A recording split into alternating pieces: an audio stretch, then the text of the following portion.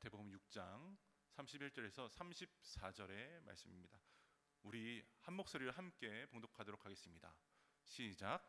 그러므로 염려하여 이르기를 무엇을 먹을까, 무엇을 마실까, 무엇을 입을까 하지 말라. 이는 다 이방인들이 구하는 것이라. 너희 하늘 아버지께서 이 모든 것이 너희에게 있어야 할 줄을 아시느니라.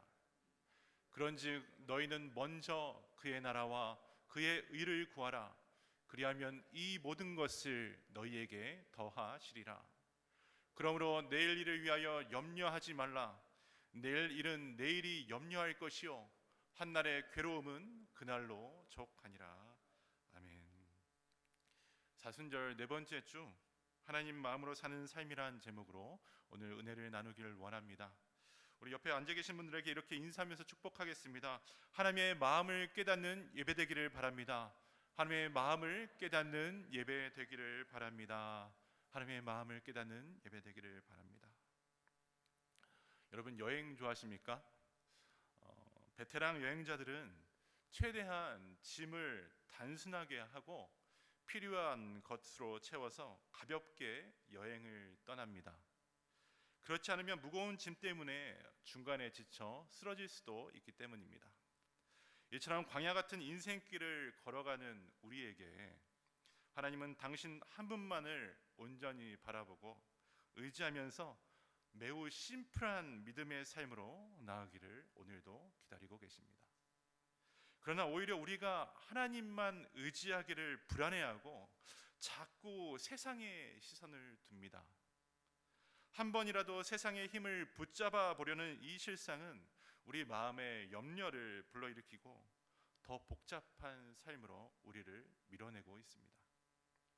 우리 부모님들 세대의 청년들에게 인생을 살면서 의미 있는 생을 살고 싶은지 아니면 돈 많이 벌어서 살고 싶은지 물으면 그래도 대부분 의미 있는 생을 살고 싶다고 대답하지 않았습니까? 그러나 요즘 열의 아홉은요, 돈 많이 버는 직업을 가져서 평안하게 살고 싶다고 대답을 합니다. 또 최근 강남의 한 초등학교에서 장래의 희망을 조사했더니 가장 많이 나온 대답이 이것입니다. 일 안 하고 돈 버는 건물주가 되는 것이라고 하였습니다. 여러분 웃으시지만 참 기가 막힌 대답이지만 이것이 우리의 현실입니다. 인류 역사상 가장 많은 혜택을 누리고 있다는 우리 어린 자녀들이 땀 흘리고 열심히 수고해서 버는 물질이 아닌 공돈을 바라고 그리고 일확천금을 꿈꾸는 변질된 가치관으로 사는 사회가 되어버린 것입니다. 그러나 나를 위한 음식 때문에 또 내가 더 뽐낼 수 있는 옷 때문에 내가 더 편하게 살 집을 위해 물질과 재물을 모으면서 인생의 목적을 두고 힘쓰게 되면 오히려 이것이 올무가 되어 어려움에 빠지게 되고 또 심지어 불행하게 되는 모습을 우리는 너무나 많이 보곤 합니다. 예수님도 하나님과 재물을 겸허히 섬기지 못한다고 오늘 본문 바로 직전에 말씀하시지 않았습니까? 물질이 인생 우리 주인 자리를 놓고 하나님과 경쟁할 정도로 힘이 세다는 방증이기도 합니다. 어떤 성경 번역은 섬긴다를 예배한다, 월십이라고 번역하고 있습니다. 예배란 우리의 생각과 마음과 시간 그리고 주어진 모든 것을 하나님께 올려드리는 것인데 하나님이 아닌 물질과 같은 다른 세상적인 힘을 내 주인의 자리에 놓고 예배 드릴 수 있다는 무서운 주님의 경고입니다. 어찌 보면 하나님을 알지 못하는 사람들이 재물보다 더 확실하게 자신의 미래를 보장해 주는 것이 없다고 믿는 것은 당연하겠습니다. 세상에서는 물질로 할 수 있는 일이 너무나 많고 또 돈으로 안 되는 일이 거의 없기 때문입니다. 그러나 이것이 바로 교묘하게 하나님의 자리를 물질과 돈으로 바꿔놓는 사단의 속임수라는 것을 우리 성도들은 분별해야 합니다. 사랑하는 여러분, 사순절 넷째 주 주일 우리는 누구를 예배하고 있습니까? 살아가는 하루가 너무나 힘들다며 하나님이 아닌 다른 것 앞에 엎드려 절하고 있지는 않습니까? 입으로는 하나님이 나의 주인이라 고백하면서 하나님 의지한다고 말하면서도 실제 내 삶에서는 일주일 내내 내가 사놓은 주식 시세나 부동산 시세의 변동을 하나님보다 더 많이 생각한다면 오늘 십자가 앞에서 멈추어야 합니다. 하나님을 빼앗아가는 무엇인가가 우리의 가정과 내 자녀들에게 있다면 무엇보다 오늘 우리는 회개의 자리로 나아가 용서함을 받아야 합니다. 저와 여러분을 향한 하나님 아버지의 마음을 회복해야 하는 것입니다. 다른 것에 한눈을 팔지 말고 오직 하나님 한 분만 바라보며 주어진 모든 것들에 주님 향한 인격과 믿음을 담고 거룩한 삶으로 나갈 수 있도록 성령의 기름 부음 받는 우리 예배되기를 간절히 소망합니다. 예수님은 먹고 사는 문제에 대한 염려가 성도의 삶, 믿음 자체를 흔들어 놓는다는 것을 너무나 잘 아셨습니다.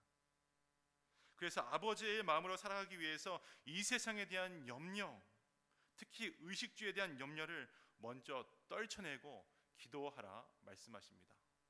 오늘 본문 31절 다시 한번 우리 함께 읽겠습니다. 시작. 그러므로 염려하여 이르기를 무엇을 먹을까, 무엇을 마실까, 무엇을 입을까 하지 말라. 무엇을 먹을지, 무엇을 마실지, 무엇을 입을지 하라고 하십니까? 하지 말라고 하십니다. 사실 먹고 사는 문제는 누구에게나 정말 중요한 문제입니다.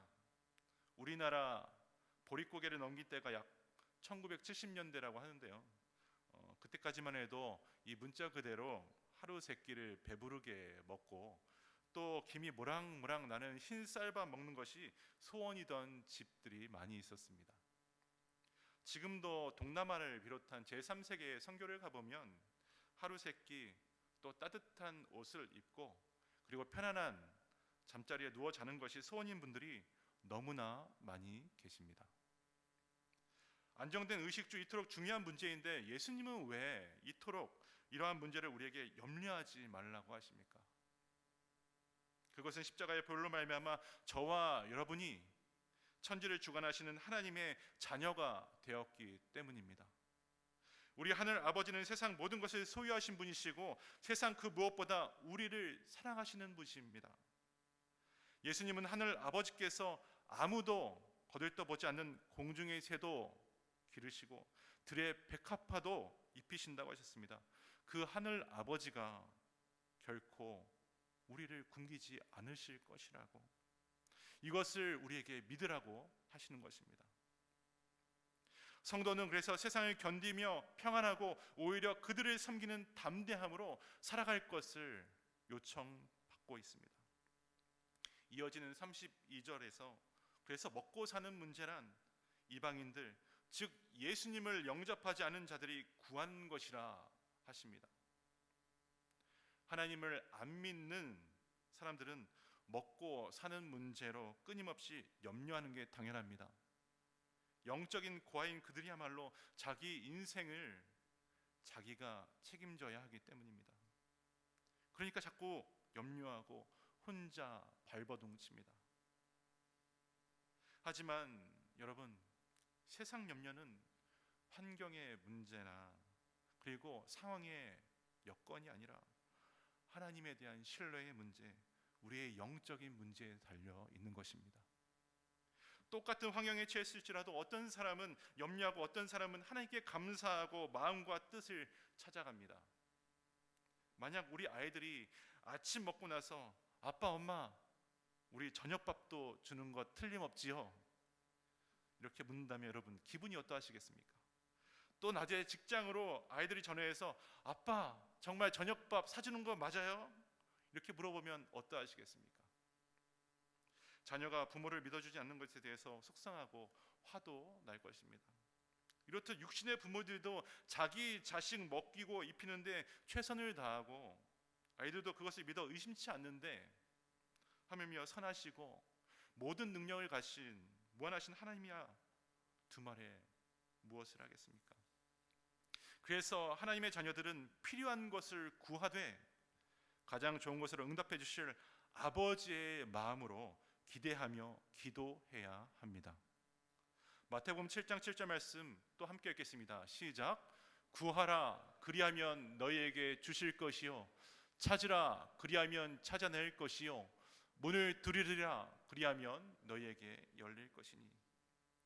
그렇습니다. 성도는 염려하는 사람이 아니라 적극적으로 현재의 나를 위해 또 미래의 내 자녀들을 위해 뛰어가고 기도하는 사람이 되어야 합니다. 구하라, 무엇을 구합니까?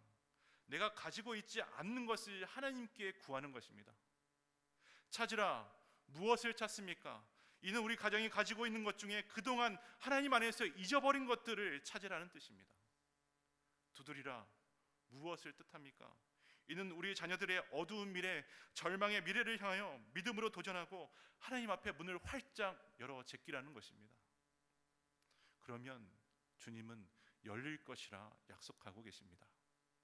이것이 아무것도 없는 허허벌판 광야 같은 곳에서조차 하나님만 찾고 의지하며 따라가는 성도의 삶인 것입니다. 비록 몸은 여기 예배의 자리에 앉아 있더라도 마음속에는 염려와 궁리가 가득하고 예배 끝나자마자 내일을 위해 달려갈 준비하시는 분들 계시다면 오늘 주의 말씀이 은혜가 되기를 바랍니다. 사순절 다른 형식적인 것보다 값없이 주시는 이 아버지의 사랑과 은혜를 기도하면서 우리의 삶 속에 끌어와서 체험하는 시간으로 삼는 절기가 되어야 될 줄 믿습니다. 끝없이 복잡한 염려와 근심을 십자가 앞에 내려놓고 성령님께서 우리의 삶을 이끌어 가시도록 전적으로 주님 한 분이 우리의 주인 되시도록 인도함 받는 인생, 다른 무엇보다 전심으로 기도 한 번을 더하셔야 하는 우리 성도가 되어야 합니다. 아버지께 구하고 또 아버지께 찾고 아버지께 두드리는 적극적인 사명과 소명을 가지고 이 세상으로 뛰쳐나가는 우리 비전 교회 되어서 여러분들이 서 있는 곳마다 역사가 바뀌어져 가고 또 여러분들이 복음의 삶으로 전하는 곳마다 하나님의 임재가 충만하여 염려하며 고통받는 영혼들이 영원한 생명으로 회복되는 놀라운 증거가 차고 넘치기를 축복합니다. 여러분, 이스라엘 사람들이 가장 즐겨하는 인사말이 무엇입니까? 샬롬입니다. 하나님의 평화, 하나님의 평강을 당신에게 전합니다 라는 뜻입니다. 하지만 이것은 전쟁이 없는 것 혹은 단순한 심적인 안정만 의미하는 것은 아닙니다. 샬롬은 하나님이 원하시는 이상적인 하늘 공동체로서 세상에서 가장 힘없고 보잘것없는 존재들도 부족함이 없이 채워지고 돌봄을 받을 수 있는 사랑의 나눔 공동체를 향한 갈망에서 비롯된 인사말입니다. 가지고 있던 걱정과 근심, 염려를 넘어 광야길에서조차 자녀들의 필요를 메마르지 않게 풍성히 채워지는 감사와 기쁨이 넘치는 그런 공동체를 꿈꾸는 것 말입니다. 신명기 14장에 보면 1년에 한 번씩 모든 이스라엘 백성들에게 11조에 해당하는 가축과 제산과 돈을 예루살렘에 직접 와서 드리라는 하나님의 명령이 기록되어 있습니다. 그런데 이 엄청난 헌물이 우리가 생각하는 것처럼 대외봉사 프로그램이나 선교 그리고 교회 건물이나 어떤 위대한 사회적 이슈를 위해 쓰여지지가 않았습니다. 놀랍게도 이스라엘 민족 전체가 함께 즐기는 잔치, 축제에 사용되어집니다. 이들이 가져온 재물, 불로소득으로 얻은 것이 아니었습니다. 하루하루 정직하게 땀 흘려 일해서 얻은 것이었고 주님께서 거기에 축복하셔서 얻게 된 거룩한 소산이었습니다. 이러한 물질로 펼쳐지는 잔치에는 그런데 어떤 사람이 들어옵니까? 신분과 지위 고하를 막론하고 가난한 사람, 병든 사람, 배운 자와 못 배운 자들이 모두 초청됩니다. 그리고 함께 어우러져서 며칠 동안 하나님 안에서 축제의 기쁨을 만끽하게 됩니다. 우리가 기억할 것은 이 엄청난 국가적 대축제에 분명한 하나님의 방향성이 담겨져 있었다는 것입니다. 신명기 14장 28절 29절 말씀입니다. 매 3년 끝에 그의 소산의 10분의 1을 다 내어 내 성읍에 저축하여 너희 중에 분깃이나 기업이 없는 레위인과 내 성중에 거류한 객과 및 고아와 과부들이 와서 먹고 배부르게 하라. 그리하면 내 하나님 여호와께서 내 손으로 하는 범사에 내게 복을 주시리라.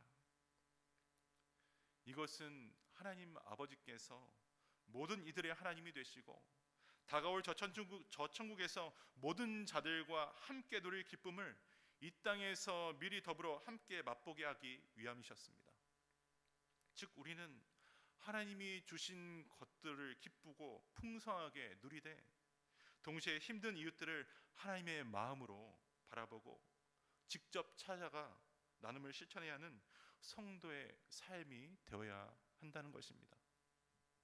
우리는 나와 우리 가정에 처해진 문제들로 정말 다급하고 힘들다는 생각에 하나님께 자주 기도를 드립니다.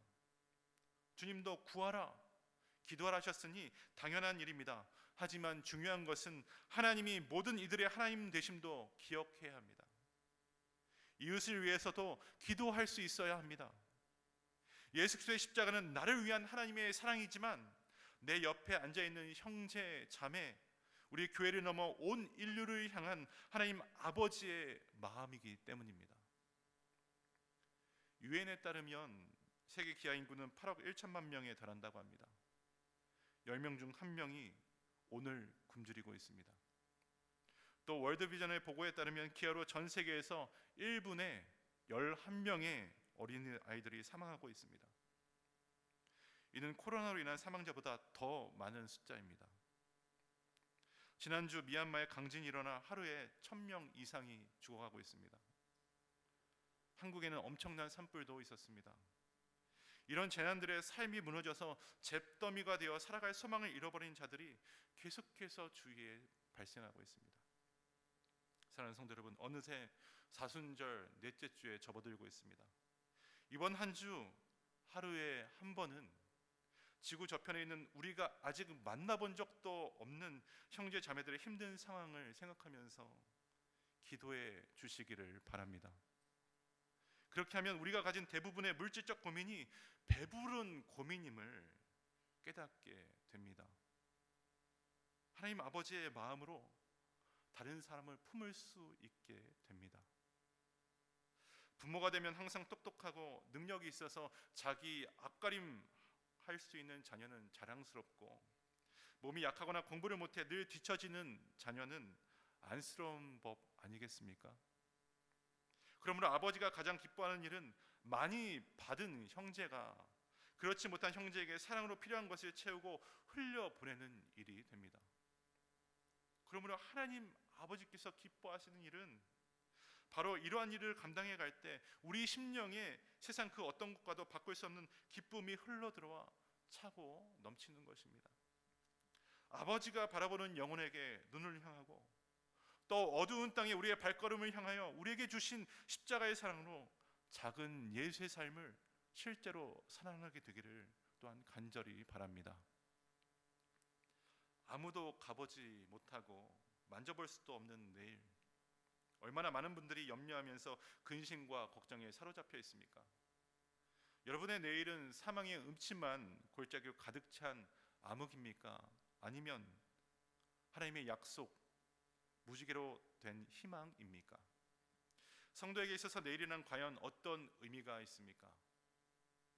믿음이 없는 세상의 내일은 언제나 절망입니다. 그러나 하나님 자녀들의 내일은 언제나 희망과 소망입니다. 왜냐하면 십자가에 달리신 예수님은 어제나 오늘이나 내일 영원토록 동일한 산 소망이 되어주시기 때문입니다. 34절 말씀 우리 함께 읽겠습니다. 시작. 그러므로 내일 일을 위하여 염려하지 말라. 한날의 괴로움은 그날로 족하니라. 무슨 말씀입니까? 내일을 위하여 염려하지 말라는 예수님의 말씀 속에 내일은 내 것, 우리의 것이 아니라 하나님의 것이라는 사실입니다. 다시 말해 내일은 하나님의 것이므로 내일 일어날 일들을 모두 하나님께 의탁하고 주의 선하심을 인정하고 기대하며 살라는 것입니다. 우리가 내일 일을 염려하면서 오늘 하루를 산다면 내일은 나의 염려가 됩니다. 만일 내일을 하나님께 맡기고 오늘을 걸어간다면 내일은 전능한 하나님이 인도하고 계신 목적지에 조금 더 가까워지는 감격과 감동을 누릴 수 있게 됩니다. 그래서 주어진 오늘을 아버지의 마음으로 충성되게 사시는 성도에게는 하나님은 내일을 축복으로 또한 약속해 주시는 것입니다. 반면 내일의 염려로 오늘을 슬프고 나태하게 게으르게 있고 하나님의 뜻과 계획이 아닌 자기의 방법과 세상의 힘을 빌어 산다면 아버지께서도 내일을 축복으로 열어주실 수가 없는 것입니다. 예수 그리스도의 십자가는 하나님 앞으로 가는 통로가 되지 않습니까? 십자가에 거하며 감사로 생명을 다하며 하나님의 뜻을 이루는 한 사람 되어서 우리의 내일, 우리 자녀들의 내일을 축복으로 받게 되기를 원합니다. 석유 사업으로 크게 성공한 우리가 너무나 잘 아는 록펠러, 미국 역사상 최고의 부자로 꼽히는 인물입니다. 19세기 중반에 태어난 그는 어려서부터 자기만의 공고한 성을 쌓기 위해서 악착같이 돈을 법니다. 33세에 백만장자가 되었다고 했고요. 43세에 미국에서 가장 큰 회사를 차렸고, 그리고 53세에는 그 당시 기준으로 이미 억만장자가 되어서 세계 최고의 부호가 되었다고 했습니다. 그러나 그러한 성공의 정점에서 그만 알로페시아라는 병에 걸려서 머리카락과 눈썹이 빠지고 온몸이 말라가는 병에 걸립니다. 1년 이상 살기 어렵다는 진단을 받고 극도의 허무감에 빠지게 됩니다. 이렇게 사업이 잘 되어 하루에 100만 불 이상씩 버는 세계 최고의 부자가 된들 더 이상 1년도 못 사는데 나의 삶에 무슨 의미가 있겠는가, 이런 내일의 염려로 하루하루를 괴로워했다고 합니다. 그러나 감사하게도 그 괴로움은 오래가지 않았습니다. 하나님께서 내일의 염려로 가득했던 록펠러의 인생에 십자가의 은혜로 찾아가 만나주신 것입니다. 인격적인 만남 가운데 돈은 아무것도 아니구나, 정말 이 세상의 걱정은 아무것도 아니구나, 하나님께서 모든 것의 주인이 되십니다 라고 고백했고, 기도와 함께 다음날 새벽을 맞이한 그의 인생이 완전히 새롭게 변화되어 갑니다. 그때까지만 해도 형식적으로 주일 교회에 참석하던 록펠러가 눈물로 참회하고 진정으로 하나님을 주인으로 모시면서 예배를 드린 것입니다. 그 뒤에 얼마 남지 않은 자신의 인생을 하나님께 드리기로 결단하면서 뉴욕 맨하튼의 리버사이드라는 교회를 건축합니다. 또 록펠러 재단을 만들어서 돈이 없어서 치료받지 못하는 가난한 자들을 위해 자기 재산을 하나님 마음으로 기부하기 시작하였습니다. 그러자 개인적으로 놀라운 성령의 체험도 받습니다. 병세가 급속도로 호전되어서 55세를 넘기기 어려울 것이라는 의사의 진단에도 불구하고 그 후에 43년을 더 살아 98세까지 주를 위해서, 이웃들을 위해서 사용받았습니다. 하나님께 보너스로 받은 삶을 영광스러운 성도의 삶으로 살다 하나님의 부르심을 받았습니다. 사랑하는 성도 여러분, 우리의 내일은 하나님께 달려있다는 것을 꼭 믿으시길 바랍니다. 말씀을 묵상하다 보면 하나님의 독생자 예수님은 내일 일을 다 아셨던 분이셨습니다. 제자들이 내일 배신할 것을 아셨고, 또 도망가고 불법 재판에 넘겨지고 자신이 고난받고 조롱받고 채찍받고 십자가에 못 박혀 죽을 것을 이미 아셨습니다. 그럼에도 불구하고 예수님은 죽음의 그 내일까지 하나님께 맡기고 저와 여러분을 섬기고 영원한 생명을 주시기 위해 십자가를 감당하셨습니다. 이것이 하나님 아버지의 마음으로 사는 삶인 것입니다. 혹시 여러분 인생의 문제 가운데 계십니까? 고민하고 계십니까? 잠 못 이루는 문제 있으십니까?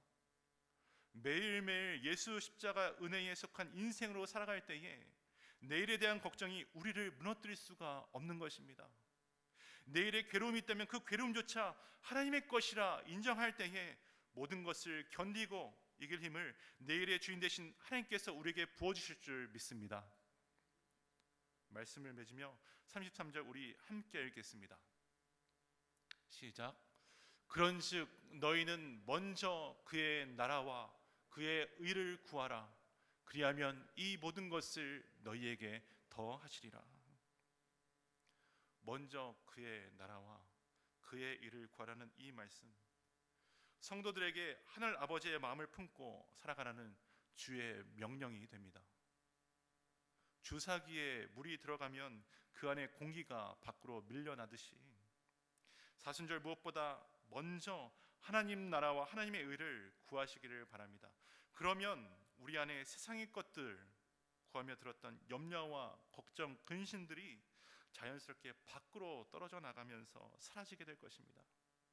대신 내 속에는 하나님의 마음과 하나님의 뜻이 충만하게 되어서 상황과 환경을 뛰어넘어 하나님을 사랑하고 이웃들을 사랑하며 하나님 나라를 확장시켜 나가는 거룩한 인생이 되어갈 것입니다. 비록 광야 같은 이민의 길을 우리가 걸어가지만 주님과 함께 하나님의 사랑과 은혜를 맛보고 누리는 믿음의 성도, 감사가 넘치며 열방을 위해 달려나가는 우리 비전교회 되기를 주님의 이름으로 축원합니다. 이 시간 오늘 말씀을 기억하시면서 하나님의 마음을 생각하시고 이 찬양 함께 부르기를 원합니다. 아버지 당신의 마음 있는 곳에 함께 찬양하시겠습니다.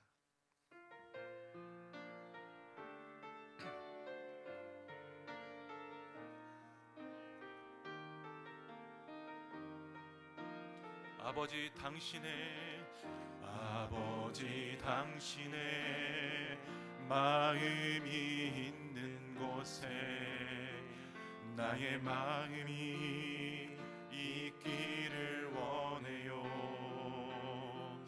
아버지 당신의 눈물이 고인 곳에 나의 눈물이 고이길 원해요.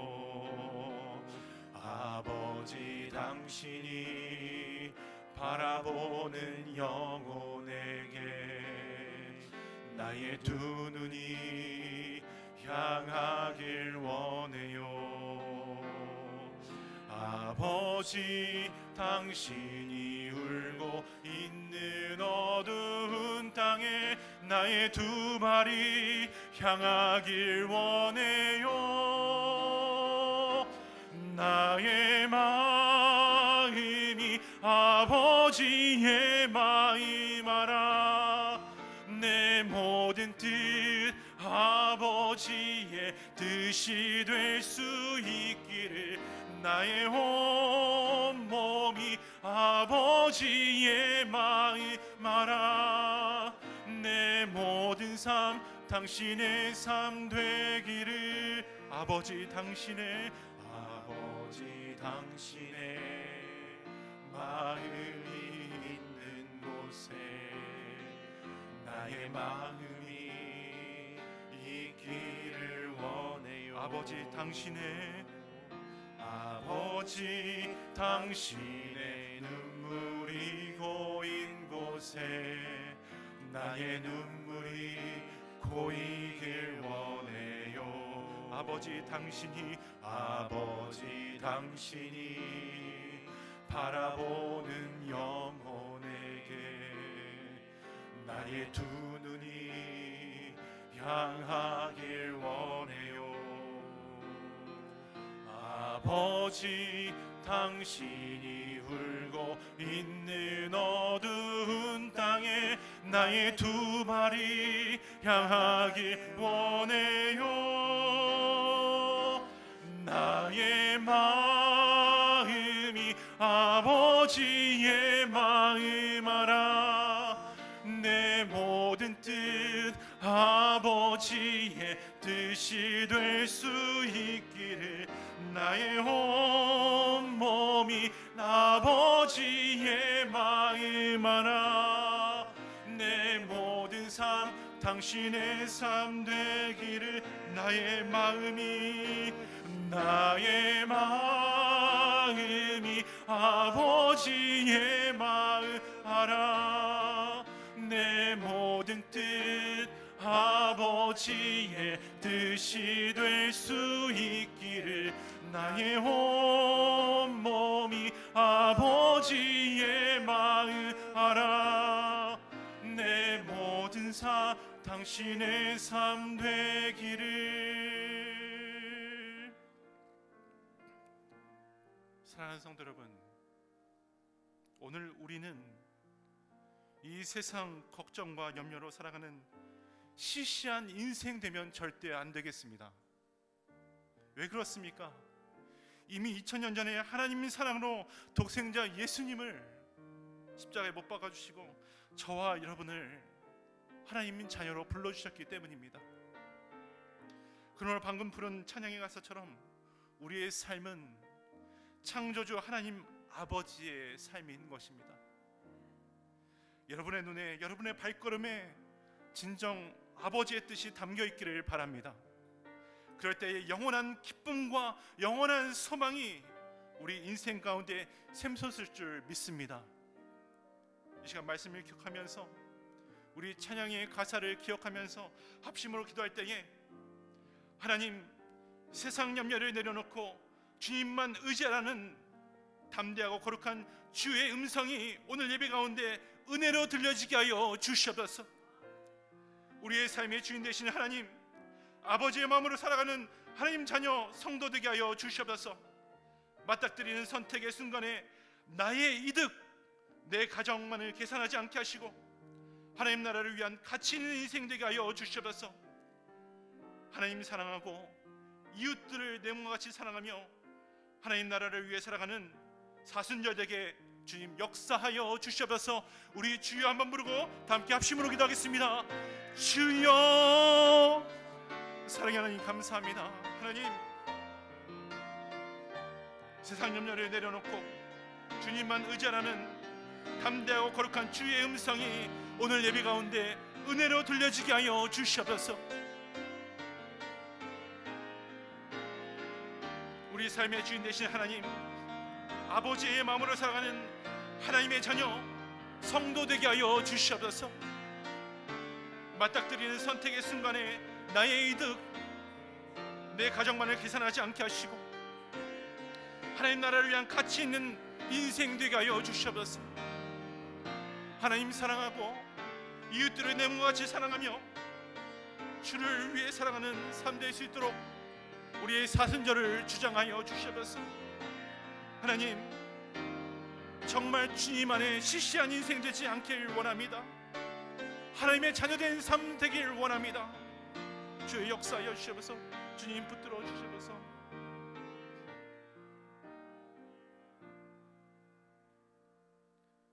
하나님 아버지, 아무것도 없는 어두웠던 인생 은혜와 사랑을 불러주시고 주님 앞에 예배가 계시니 감사합니다. 예수 그리스도 십자가에서 우리에게 하나님 자녀된 권세를 주셨으니 아버지의 마음으로 이 시대 내일을 기대하며 기쁨으로 살아가게 하여 주옵소서. 이민의 여정 참 바쁘게 살면서 주의 사명을 기쁘게 감당하지 못했는지 돌아보길 원합니다. 옆에 앉아 계신 성도 한 분 한 분과 함께 손잡고 깨어진 세상을 향해 빛과 소금의 사명을 잘 감당할 수 있도록 우리들을 사용하여 주시고 비전교회를 축복하여 주시옵소서. 예수님의 이름으로 기도드리옵나이다. 아멘.